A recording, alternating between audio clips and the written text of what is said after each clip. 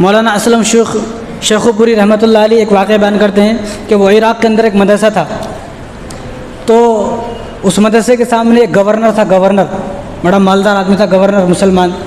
तो उसने जब ये फ़ज़ाइल सुने कि उलमाओं की और मदारिस के तालिब इल्म की मदद करने का ये सवाब है वो सवाब है, जब उसने ये सुने तो मदरसा था, उसने कहा कि मदरसे वालों से कि आज के बाद दोपहर का और शाम का खाना मेरी ज़िम्मेदारी है, यानी दोनों वक्त का खाना मेरे घर से बनकर आएगा। तो कहा कि ठीक है, कारी साहब ने कहा कि ठीक है। तो दोनों वक्त का खाना उनके घर से आता, शाम में भी सुबह में भी। तो मदरसे के जो तालिब इल्म थे वो खाना खा लेते, बात ख़त्म। तो एक दिन क्या हुआ, बारिश हो गई। तो बारिश जब शुरू हुई तो बारिश होते होते होते तो काफ़ी देर हो गई और दोपहर का जो खाना था उसको आने में काफ़ी वक्त हो गया। जब वक्त हो गया तो मदरसे के बच्चे इंतज़ार में थे, कुछ छोटे छोटे बच्चे होते हैं भाई मदरसे के, वो इंतज़ार में थे। तो जब वो बारिश हो गई तो उन्होंने कहा कि बारिश तो बड़ी तेज़ हो रही है, लेकिन खाना कैसे लेके जाया जाए। तो उन्होंने कहा कि मैं बारिश में भीग जाऊँगा लेकिन खाना ज़रूर लेके जाऊँगा मैं। तो उन्होंने क्या काम किया, एक डब्बे में सालन भरा और चंद रोटियां सर पर रखी और बारिश में भागते हुए आने लगे। जब बारिश में भागते हुए आ रहे थे तो मदरसे के बच्चे ने कहा कि देखो हमारा बेल आ रहा है, बेल।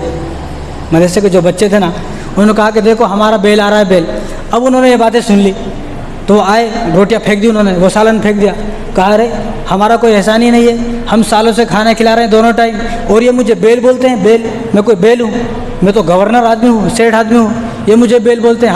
आज से मैं खाना वाना नहीं खिलाऊँगा। तो जो कारी साहब तो उन्होंने कहा कि देखो खाना आप मेरे लिए नहीं खिला रहे, ना खाना इनके लिए, खाना इनको इसलिए खिला रहे हैं कि अल्लाह के रसूल के मेहमान है। ये अल्लाह के रसूल के मेहमान है, ये हमारे मेहमान नहीं है। खाना अगर आप इनको खिला रहे हो तो अल्लाह के रज़ा के लिए खिला रहे हो। जब अल्लाह की रज़ा के लिए खिला रहे हो तो अल्लाह तबारक व तआला इनका इंतज़ाम करेंगे भाई। अब उन्होंने कहा कि ठीक है मैं नहीं खिलाऊँगा आज से खाना वाना। अपन घर को चले गए और रात को सो गए। रात को जब सो गए तो ख्वाब दिखा।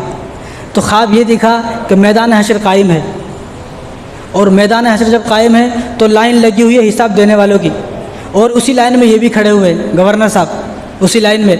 और आगे हिसाब किताब चल रहा है, लोग पसीने में डूबे हुए हैं और हिसाब किताब बड़ी मुश्किल से हिसाब किताब चल रहा है। तो लाइन में ऐसे ठहरे हुए हैं हिसाब किताब की। तो बाजू से वो जो बच्चे थे ना, वो जो इनको बेल बोल रहे थे, तो बाजू से वो बच्चे जा रहे थे।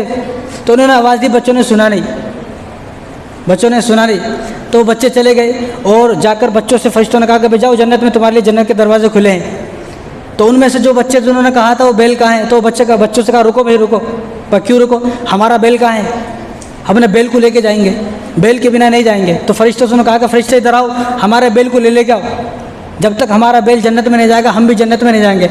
वो खड़े हुए इस माजरे को देख रहे थे, वो खड़े हुए इस चीज़ को देख रहे थे।